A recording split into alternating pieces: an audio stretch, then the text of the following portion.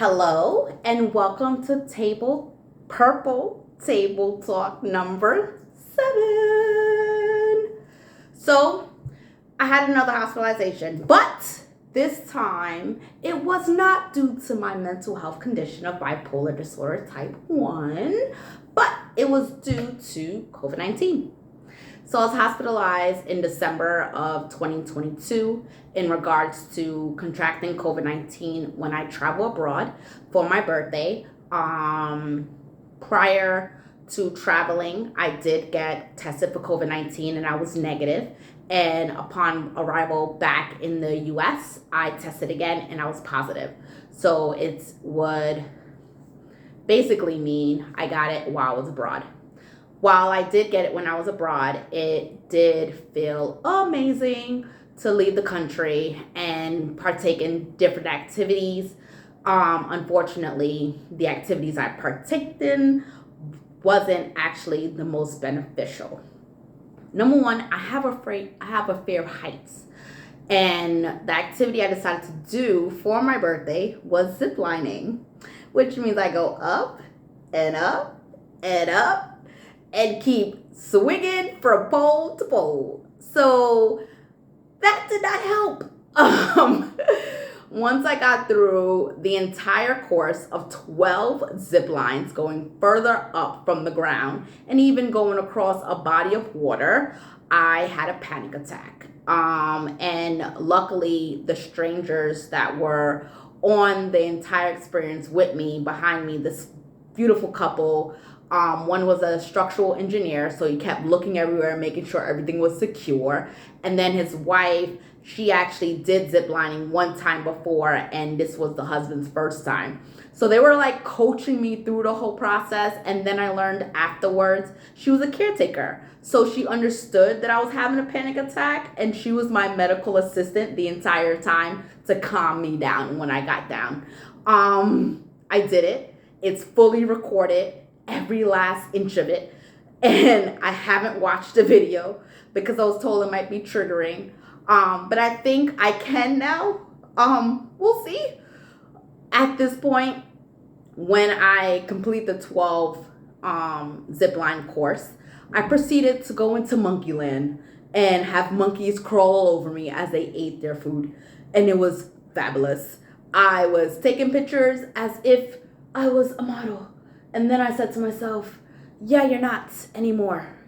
But apparently I'm photogenic. So I bought every last picture and it's all posted. That was my experience with COVID-19 in the Dominican Republic. The staff was amazing. They noticed right away that something was wrong. Something was off. And they took such good care of me. I definitely gave them a rating on TripAdvisor because they needed to have the congratulations that everyone goes there and be taken care of by this staff. And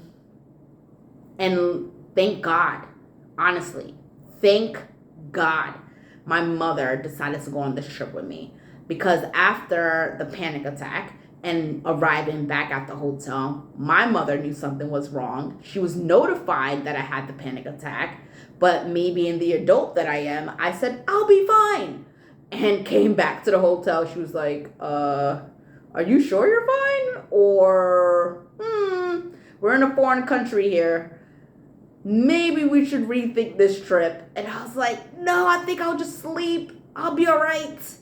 The next day, I definitely slept in. We went nowhere. We were supposed to go to a private beach. I was so upset with myself. But I had to rest. It was too much. I guess at that point, like, my whole body was affected. And since my weakest organ is my brain, that was affected the most. So we arrived back to the US and immediately went to the emergency room, where I was tested and it was said I was positive with COVID-19.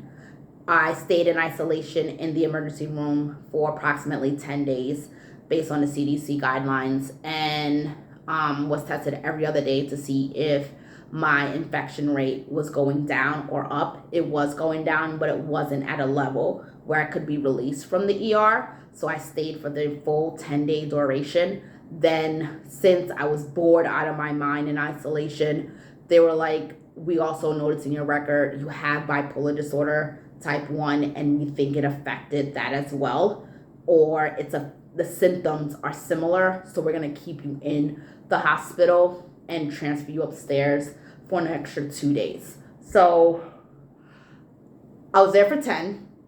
I got transferred upstairs for an extra 2 to 3 days, and then I was released with no restrictions to go back to work.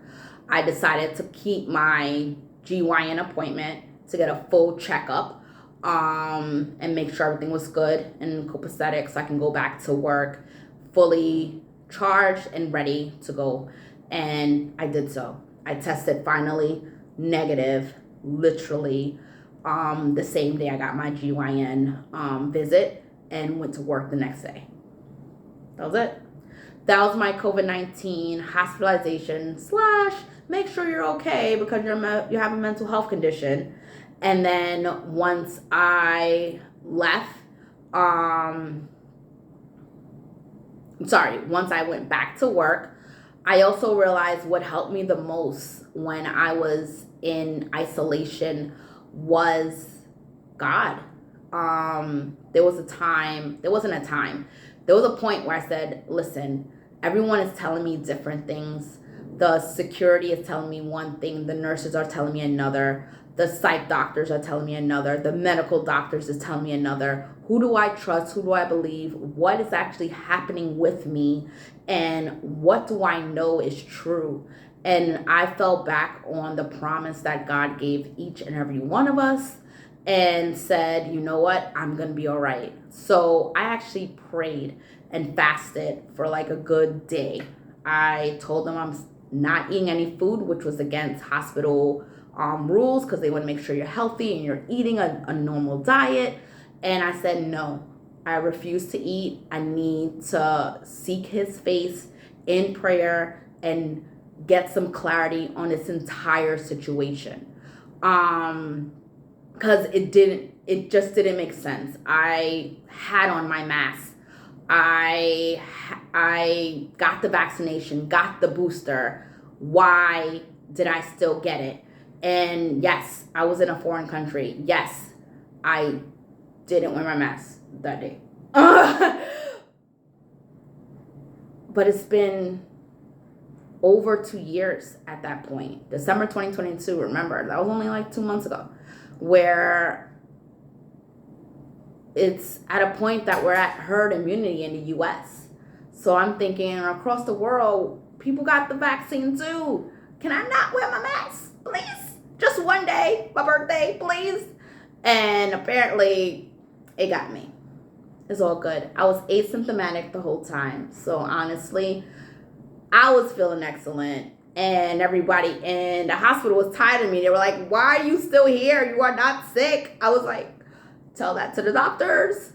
I was told I have to stay here. So I handled my business from the hospital, calling into work, making sure they were aware of my situation to make sure that everything was operating without me. And, everything went the way it needed to go.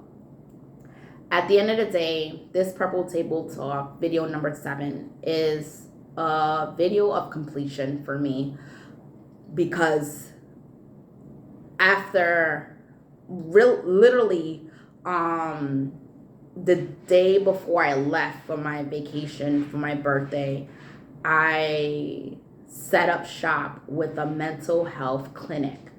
Normally, I was in treatment with a private psychologist and a private therapist.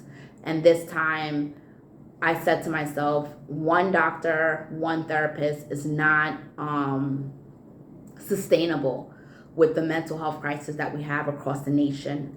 So they both suggested that I go to a clinic, and that was my pursuit, to go with a clinic where there's a group of physicians, a group of nurse practitioners, a group of therapists, a group to handle the offsets, to handle the crises, to handle anything that can possibly come their way as a team and not just a lone practitioner.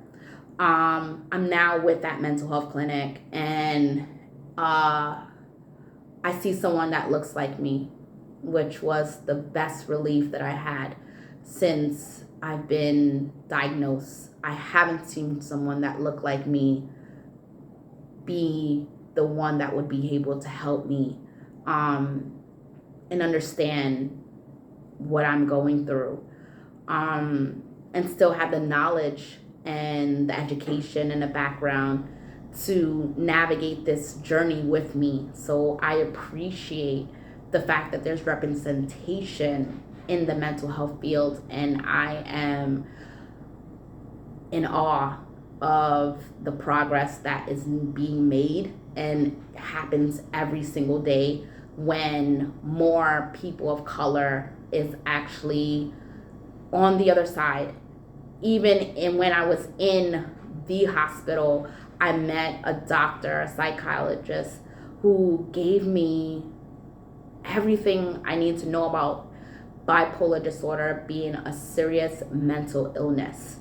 Up there with schizophrenia. Both of the two are very serious mental illness that can affect so much in a person's life. And while the levels of impact or the levels of symptomatic episodes someone can have varies person by person, understanding the science, understanding the development that happens in the brain, the neurotransmitters that fail to connect to signal those messages to actually react or do something in the body. All those chemical imbalances that's happening within me, being offset or triggered, really does affect those around me and affects me. And what's been always grounding this entire journey of mine with my mental health condition is having faith and knowing that there's something higher than myself that controls the uncontrollable, the unforeseen things, the things that faith actually allows me to sit in ease and comfort. I guess it's time for me to go. Bye.